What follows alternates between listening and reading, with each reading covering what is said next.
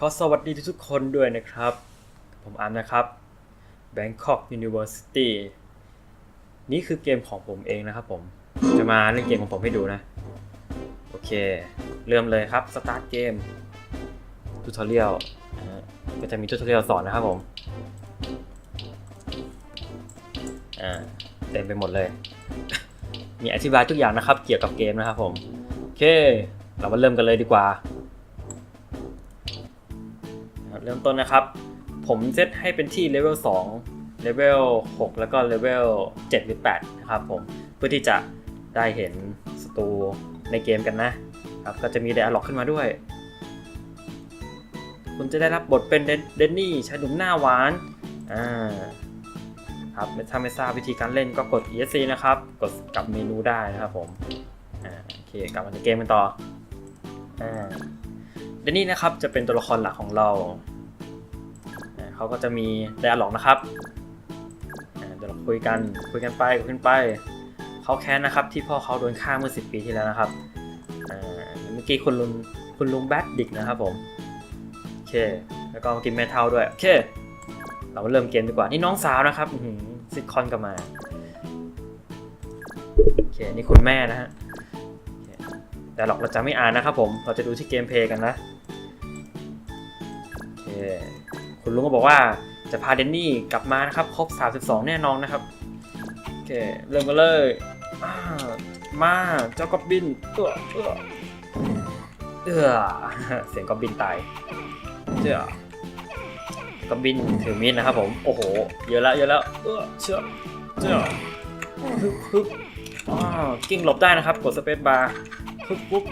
ตีไม่โดนเราหรอกหลบชึบแรกๆก็จะยังง่ายอย่างนี้แหละครับเลเวล2ชึบมันช่างเยอะเหลือเกินเราจะต้องเก็บหลอดข้างบนนี้นะครับให้ครบ 100% นะครับตอนนี้เราได้ 76% แล้วเราถึงจะผ่านไปเลเวลต่อไปเนาะปุ๊บครบ100แล้วปุ๊บ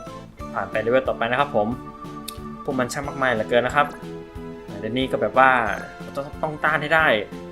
ก๊อบบินก็แบบยังไม่จบเท่านี้หรอก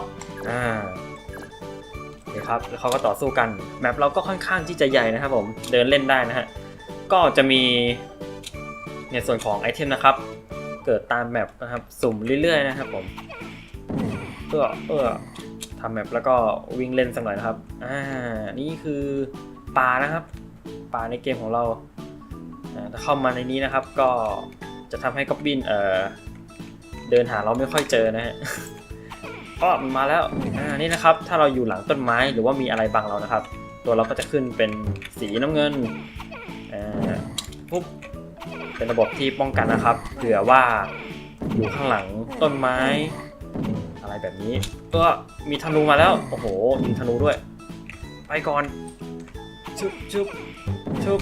โอ้ยเยอะครับเราไปทางออกอีกทางนึงดีกว่านะครับมาข้างหน้าด้วยโอ้โหมีการดักด้วยสู้ข้างในนี้ไม่ค่อยดีนะครับผมออกไปก่อนช่อฮึบอย่าตายซะโดนธนูยิงหนีก่อนโหเลือดเราลดแล้วนะฮะตอนนี้คืออยากได้ไอเทมเพิ่มเลือดมากโอ้ตัวธนูมันโหดมากตัวธนูเนี่ยเราต้องฆ่ามันก่อนนะครับผมกริ้งเดียวกินลบโอ้โหเยอะเหลือเกินดูดีนะครับมันจะมีแอนิเมชันเล่นนะครับถ้ามันจะยิงธนูแล้วก็หลบนะครับหลบไม่ทันโดนปาดหลัง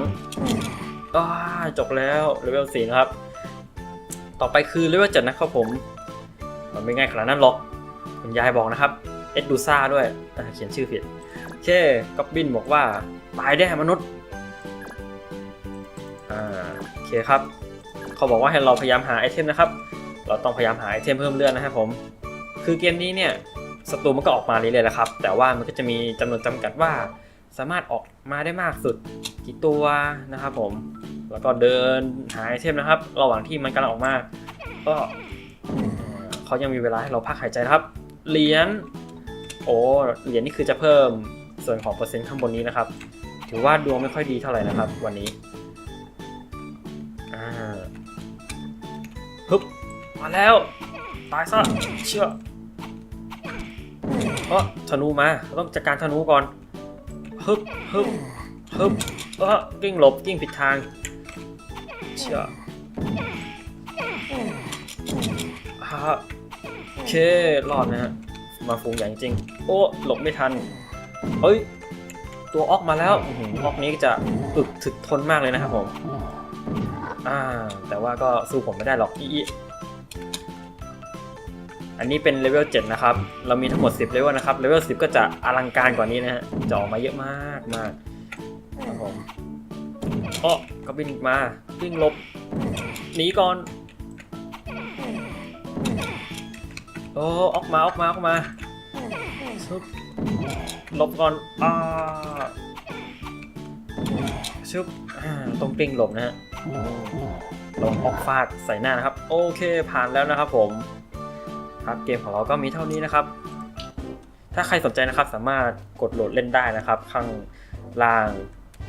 ใต้ description นะครับผมสำหรับวันนี้ก็ขอขอบคุณและสวัสดีครับ